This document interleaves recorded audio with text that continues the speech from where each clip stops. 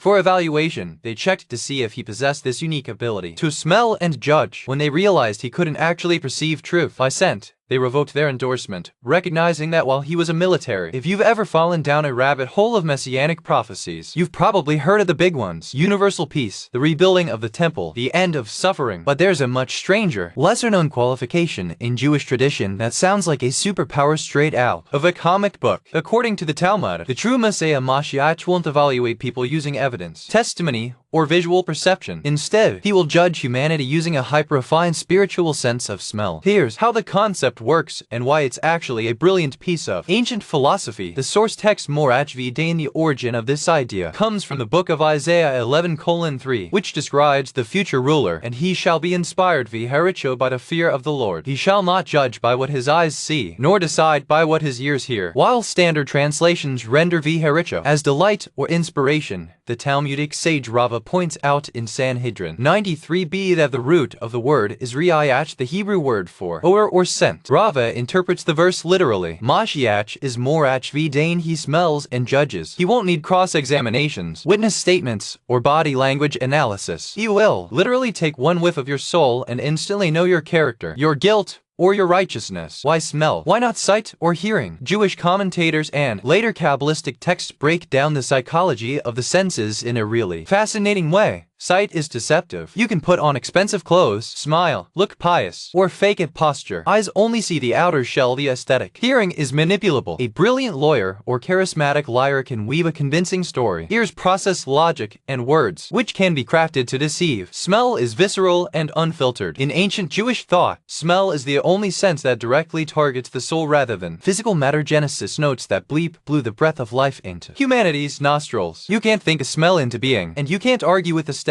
Smell bypasses rationalization and hits the raw essence of a thing instantly. Judging by smell means judging by pure, unadulterated essence, seeing right through spin, PR, and superficial goodness. The ultimate vibe check failed in real history. This wasn't just abstract theology. The sages actually used it as a diagnostic test. In real life, during the 2nd century CE, a Jewish general named Shimon bar Kokhba led a massive revolt against the Roman Empire. He was incredibly brave, politically effective, and even praised by the great Rabbi Akiva as a potential candidate for the Messiah. However, the Talmud recounts that when the sages brought bar Kokhba in for evaluation, they checked to see if he possessed this unique ability to smell and judge. When they realized he couldn't actually perceive truth by scent, they revoked their endorsement, recognizing that while he was a military leader, he wasn't the Messiah. The takeaway: human justice systems are constantly tricked by smooth talkers and charismatic bad actors. The idea of a ruler who judges by smell is basically the ultimate metaphor for absolute, unhackable truth, a court where optics and rhetoric mean nothing, and inner spiritual integrity is the only thing that leaves a scent.